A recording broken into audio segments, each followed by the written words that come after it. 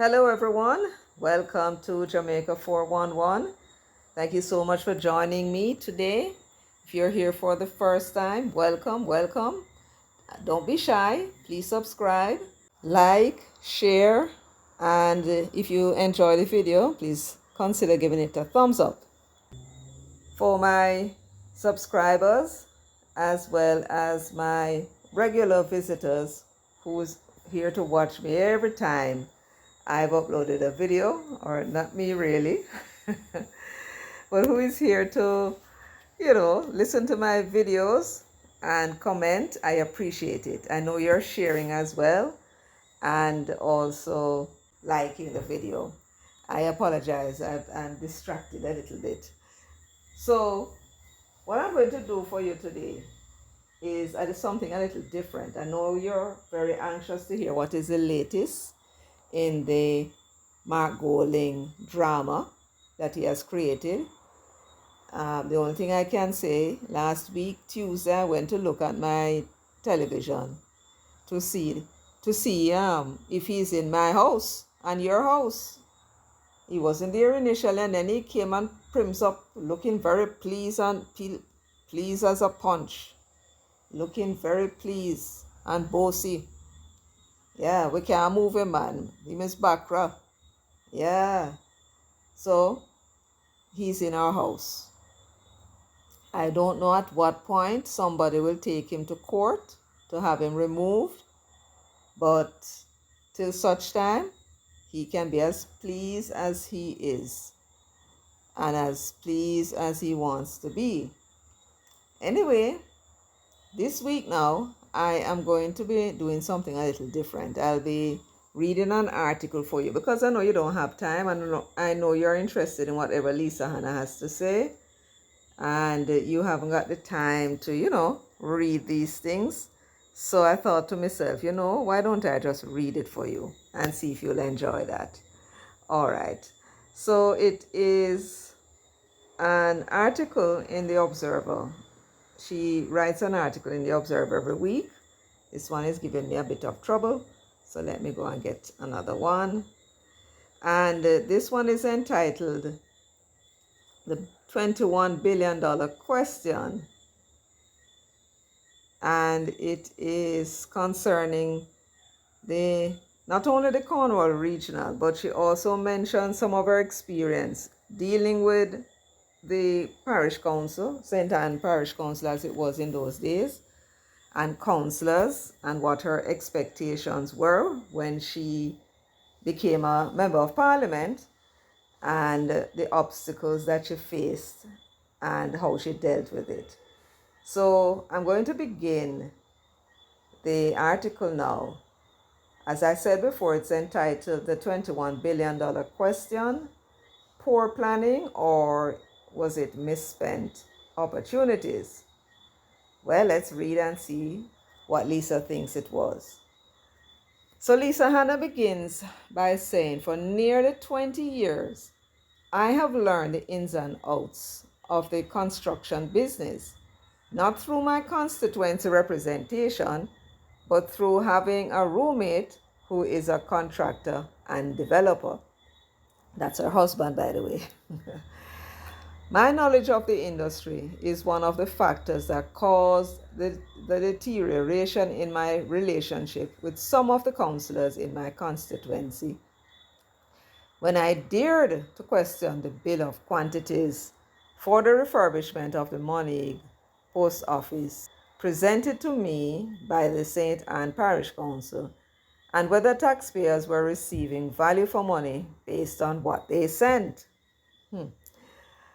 The standard operating procedure for construction, albeit the refurbishment of existing buildings, is that 1. An estimate is provided listing the scope of works. That's the first thing. Next, the estimate is approved, and the third thing is that the contract is awarded. So those are the 3 steps when you're going to be issuing a contract for work to be done. However, Many things can happen between the award of the contract and the implementation of the works, especially when the design changes and specifications change without the necessary oversight. So an architect designs something, or the contractor bid on something. When they're going through the building, bam, they found a problem. They decide that they need to redesign. But rather than go back for the necessary approval, they just went ahead anyway and did the changes on their own without the oversight. That's what she's saying here. Now she's giving us an example.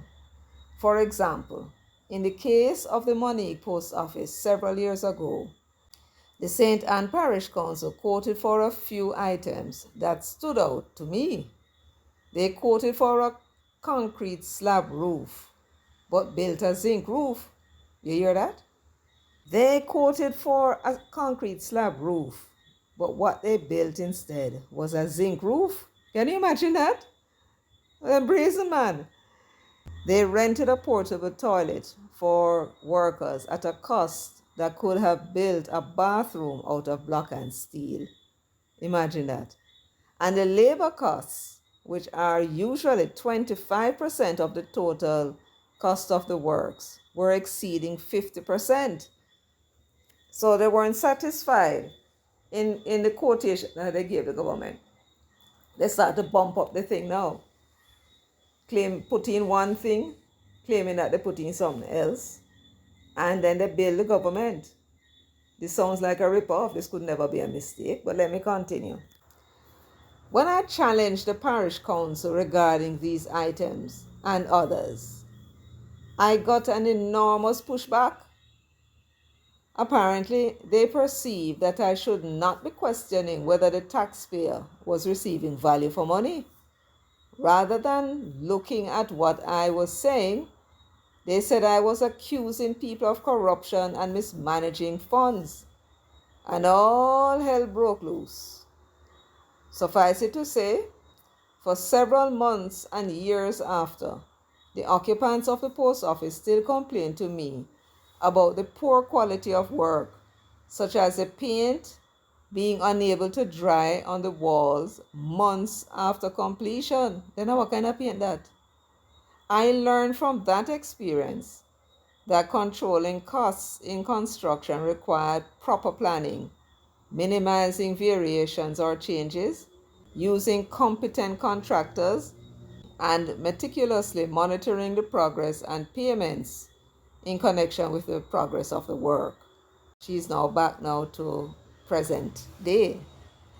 As I listened to the Minister of Health on the expenditure on the Cornwall Regional Hospital, it seemed a case of monumentally poor planning. The minister has already apologized for the extended time this project has taken, but it appears that the cost excesses are directly related to inadequate planning.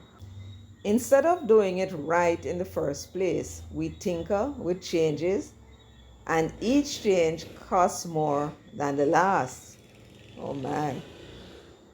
In Spanish Town, they are tearing down the old building and building a new structure of 187,000 square feet for $5.5 billion. So she's saying here, basically, that the Cornwall Regional Hospital is being built, right? It was supposed to have been $4 billion as far as I recall. Then it went up because they said they went in and they found problems, more problems, a mold, serious mold problem, and I think it's a 10-story building. So they are saying that they had to do changes. I believe the last figure we heard that it would cost maybe about 16 billion, right? And Lisa is saying here, in addition to that, there is going to be a new hospital, new Spanish Town hospital. So, and it's going to be big. She said 187,000 square feet. The cost to build that hospital, the Spanish Town hospital, the new one, will be $5.5 billion. She goes on to say, when completed with the refurbishing, the hospital will have 430 beds. So for those persons who are, very uncomfortable because, there's not enough space, not enough beds at the hospital to accommodate you, and the other patients that are there. Lisa is saying that there's going to be a 430 bed hospital. I believe the Spanish Town Hospital is 200 beds, so it's about a little more than twice. So the hospital will be able to accommodate 2 times more at 430 beds. Let me continue. And while not having all the services that a type A hospital carries, it is intended to serve a massive population of Portmore, Spanish Town, Linstead, Old Harbour, and parts of Maypen, and that now is a problem. So this hospital that is currently there in Spanish Town is a type B hospital, right? The other type A's would be the Kingston Public Hospital and the University Hospital. They are type A. And this type B hospital has about 200 beds, right? Serving this huge community of people at Portmore, Spanish Town, Linstead, Old Harbour, and parts of Maypen. But that is not the only thing. They also take referrals from the clinics that are also in St. Catherine. So, I mean, now you know the reason why so many people were sleeping on the floor and in chairs and so on. Anyhow, it's going to be addressed. So let me continue with what Lisa is saying here to us. Against this background, we must raise questions when we look at the $21 billion price tag for refurbishing Cornwall Regional Hospital. $21 billion, which started in 2016. This hospital has always been a problem. The original figure quoted was approximately $2 billion. Oh, half of what I thought. 8 years later, we have no real sense of how much has been spent to date or projected to be spent. That is, how much of it is allocated to equipment, buildings, and professional fees. I wonder if this expenditure levels accountability will be similar to the money post office. In other words, she wonder if they'll be putting in zinc roof and claim that it is concrete that they put in. And whether or not we're getting value for money for the 21 billion that is being spent is what she's saying. Indeed, if 1.28 million per bed works for Spanish Town, why is the Cornwall Regional Hospital, a 500-bed facility, almost 4 times the figure per bed? You hear that? The beds that they're going to be putting in Spanish Town Hospital cost 1.28 million. 1.28 million, that's what it costs per bed. And at Cornwall, it's costing 4 times that amount. Maybe they should use the same supplier that Spanish Town is using. My goodness. The Minister of Health and Wellness says that over time, there have been variations in the costs in addition to other costs associated with other services since Cornwall was not operational, that covers the external hospitals as well as the refurbishment of the Mount Salem Clinic. So he's saying that the amount of money that they spent so far is not simply on Cornwall. They had to find other places to put the patients and they had to pay for that. And they refurbished the Mount Salem Clinic as well, and they had to pay for that. And that now, you add to that now the cost of the refurbishment of the Cornwall Regional Hospital. That's what she says he's saying. In 2020, Minister Tufton was quoting a figure of $5 billion to complete Cornwall Regional Hospital. However, I recall when the former Shadow Minister of Health, Maurice Guy, toured the facility, he said the figures being quoted were unrealistic and that the works would cost more than 10 to 11 billion. So he's right. By the following year, the Minister of Health and Wellness announced cost variations, which had moved to 10 billion.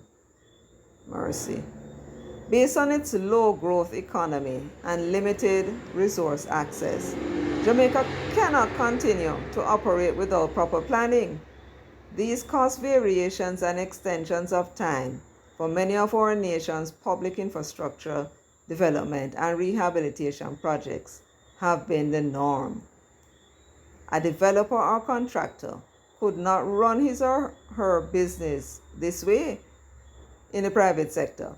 Therefore, we must adopt a visionary mindset to foresee what is essential for our people's medium to long-term benefit. Over the years, Cornwall Regional Hospital has been plagued with problems, with Montego Bay being a tourist destination. Did anyone contemplate how long it would have taken to build a new, modern, state-of-the-art, world-class hospital for Jamaicans and foreigners to be treated? Yes, it occurred to me, perhaps if they had known. I felt that it would have been best to tear down that monstrosity. I don't know the reason why with so much land space they're building a hospital 10-story high, right? Well, that's what they did. This hospital has been a problem from day one. From the 70s, this hospital has been a problem right throughout. And I suppose if, in hindsight, if they figure that it would have cost so much money, they'd lick down the blasted thing and build another one. Would it cost any more? Anyway, let me continue. So Lisa goes on to say, I am positive it would have taken less than 8 years. In this era, when data is readily accessible, people can smell and taste when the reality differs significantly from the intentions. For this financial year, the National Works Agency's recurrent expenditure budget is $1.248 billion for Jamaica's roads infrastructure development and management. In other words, for routine road construction and repairs across the island. The refurbishment and repairs to Cornwall Regional Hospital is $21 billion. You hear that? So we are spending $21 billion on the hospital and counting. And the government is proposing to spend $1.248 billion for the road infrastructure development and management. Well, guess what, Lisa? The government have a whole pile of money sit down in the NIR. I don't know what they're doing with $5 billion in the NIR. They can liquidate it, some of it at any rate, and fix the roads. Right? I expect they probably end up doing that somewhere along the line, because I don't know what they need so much money in reserve for when the people need roads. Anyway, but alas, a swift, now this one here now, let me try again. But alas, a swift make was no get a swift make was no get a honey. Let me read that again. But alas, a swift make was no get a honey. Lord Jesus, I can't say it. Let me try again. But at last, a swift make was no get a honey. I did it. It is because of haste that wasps don't gather honey. That's what it means. We need to be more strategic for the long-term development of our country and people's lives. I look forward to the completion of the Cornwall Regional Hospital. And that is the end. Well, I don't know what your views are, but it only goes to show how money is being siphoned off by these people. You put in an estimate claiming that you put in slab roof, and yet it was zinc roof that you put in. But that is not what amazes me. What amazes me is that the parish council had sent I suppose it's the invoice to her to sign off on without checking. Did they go and check it? Did they go to the Monig post office and check to see whether what the contractor says is on the ground is on the ground. That's the first thing. The second thing I'd like to know is these works that are being done on behalf of the government, is there no quantity surveyor that is verifying the costs, the bill of costs, verifying the invoice, that what the contractor says is on the ground is really on the ground? That's the second thing. The next thing I'd like to know, when this building was being renovated, it was being renovated, when the Monique Post Office was being renovated, was there no inspector to go and see that it's not concrete roof they're putting in, but instead zinc? And if a variation was made, was it approved? It seems to me that there's a lot of slackness that is going on. And of course, slackness only go on because there's no penalty for incompetence or corruption at this level.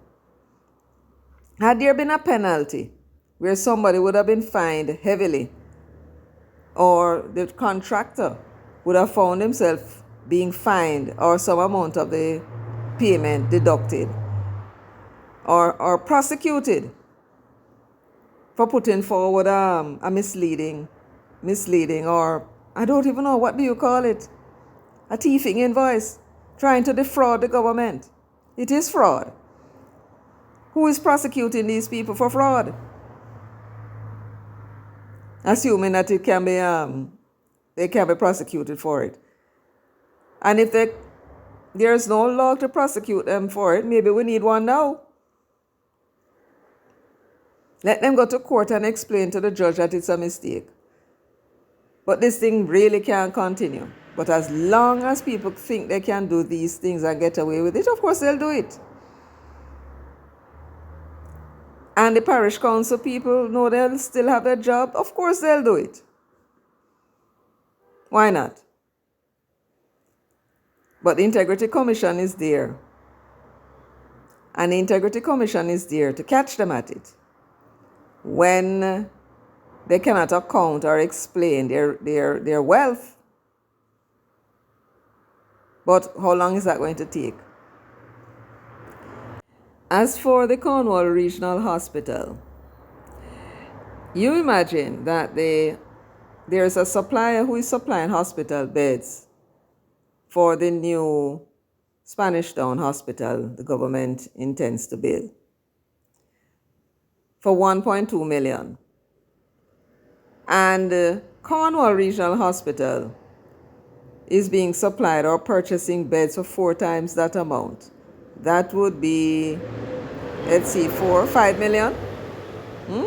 5 million per bed. Now, nobody in government noticed that. Didn't the ministry notice that? Didn't the procurement people notice? What kind of beds are these? Are these some special kind of beds? No, I imagine at least I would not have brought it up unless it was a similar type of bed an ordinary bed for the patients. Now, who is it that is there looking after the public purse? Who is it? These people step into the parliament, and I noticed most of the government side, did not swear an oath, They actually took made affirmations, which kind of different in their own mind. If they are really Christians, they don't want to take an oath, and they know them are going there to go do something totally different from what it is that they're supposed to do. Who is looking after the public's purse? Who? That Spanish Town Hospital can get a bed for 1.2 million, and the one in Cornwall Regional is buying the bed for 4 million. Why? Why is that?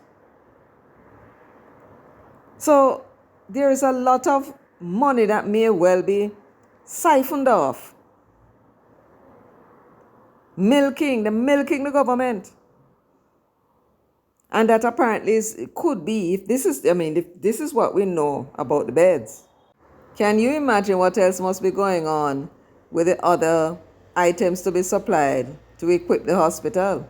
If this is if this is a price that the government is paying for beds when they could get it for 4 times less. And the thing about it, we can't even call it corruption, because the people made a quote, they made a quotation, and the government accepted it. Did the government go and shop around? Who are these suppliers? Who are the suppliers of the beds at the Cornwall Regional Hospital? That is something we need to know, because you can't bet that there is something about that particular supplier, which is a reason why somebody, and we can't say it's government necessarily because you have the public servants working on it, but somebody along the line decide that they should get some priority over somebody else. Everybody must eat a food. It's a eat a food place, listen up, pure hustlers. Pure hustlers. We're not running country, man. We're hustle. Hustle, we're hustling. Right? And the taxpayers need beds in other hospitals. You have so many homeless people, and you have the poor relief. Can't help them. So much thousands of people living on the street. The poor relief is there to help them. But instead of the taxes that we pay go towards helping these poor people who are living on the streets by funding the poor relief so that they can extend services to these people, the government is converting the taxes. It's not borrow it, you know. Them take your taxes and converting it and putting it into NIR. Apparently they don't have nothing to spend it on. Apparently the government has nothing to spend this money on, so they convert it into NIR. You know what? Let me tell you something. And it's the same thing in the home. It's the very same thing that is happening in the home. Our men just cannot spend money. Them priorities are screwed up. You give a woman $1,000 to buy food. $1,000, you know. That's all a man can bring home, right? And they have children. And that woman can make that $1,000 put food on the table for 1 week. You give the man $1,000, he's going to take the money, go and buy saltfish. That is the nature of our men. Them really should not be operating and running in certain areas of the country, because them don't know how to prioritize. Right? You have so much goddamn problem in this country. Look how much problem we have in this country, and you are convert with taxes and are putting an NIR for boast. Uno no see uno mad. $5 billion. You know how much money that is? That's nearly $800 billion lock up into the NIR in the Bank of America. That's reserve. The Jamaican dollar is still right here. What they have done is taken $5 billion out of the economy and gonna lock up a foreign. What are they trying to do? Maintain the dollar at 150 odd? 150 odd Jamaican to 1 US? So the money is there for the government to spend. And therefore the government must liquidate some of that NIR. It's high time. Let us say you are saving the money for a rainy day. Well, a rainy day now. Liquidate a part of the NIR and spend the goddamn money in the country. You can't have thousands of people living on the street and you have money put in a bank. That coming like a man have a house with his family and he's earning millions. But instead of feeding him family and giving them good education and giving them good health, him have the money locked up in a bank. What kind of foolishness is that? That make any sense? And this is the main part of the problem with this particular Labour Party government. They have the money like they don't know if to do it. You know what it coming like too? It coming like when we not have no money, you know. Talk truth now. When we not have no money, you know, we have plans, you know. Oh, we are going to do this and we are going to do that and we are going to do that when we get money. We only need this amount of money in our waist. When we get it, we are going to do this, that. Yes, when we get the money, talk truth. When we get the money, don't we not remember one thing what we said we was going by? And then we end up spend the money on the things them at the moment. And when the money done again, we say, Lord God, but we never get this and never get that. That's why we have to write down what it is we plan to do in our special little book when we have the money. So that we do those things first, because those things are the things that we should do. Well, it's the same thing that is happening with government. For years and years and years, government been struggling. And since Portia and Peter Phillips came, right, they put in some policies. Yeah, we had to make a lot of sacrifice. But they put in the tax policies that is now reaping a whole heap of billions. That government can put the equivalent of $5 billion in reserve. 2.5 billion more than necessary. Because they don't know what to spend it on. They don't know what to spend the taxes on. Can you imagine? Can you imagine the works agency says that we have we have road network issues, right? And if we were to fix the roads, it will cost us $1.3 trillion. But the government can't find what to spend the money on. They're going to take it, put in a reserve. Because that's the only time you put money in reserve, you know. Right? Them talk about rating agencies and so on. Rating agencies have been giving us good ratings when we had 2.5 and 2.4 billion in our reserve. We don't need 5 billion. Somebody send this to Andrew Holness and Nigel. Don't send it to Nigel Clark. Send it to Andrew Holness. And him need for here, or for him government. Right? They need to liquidate a part of that NIR and spend it in the country. Right? I see on Mr. Holness' page that he's going to be building a new Kingston Public Hospital. May I suggest to the Prime Minister that if there is no reason not to keep the old Kingston Public Hospital, then you keep it. Keep the old Kingston Public Hospital and build a new one as well. So what we will have is 1,000-bed hospital rather than the 500. You see what I'm saying, Prime Minister? Yes, we need more beds. Right? We need more beds. Anyway, I think that should be it for me for today. I hope you enjoyed what it is that Lisa had to say. Oh, I'm not quite sure what kind of enjoyment you can get from it. But let's hope that whatever she has said has informed you, because the idea with the information that we are getting is that we are supposed to do something with it. I am talking to you, and I want you to talk to other people.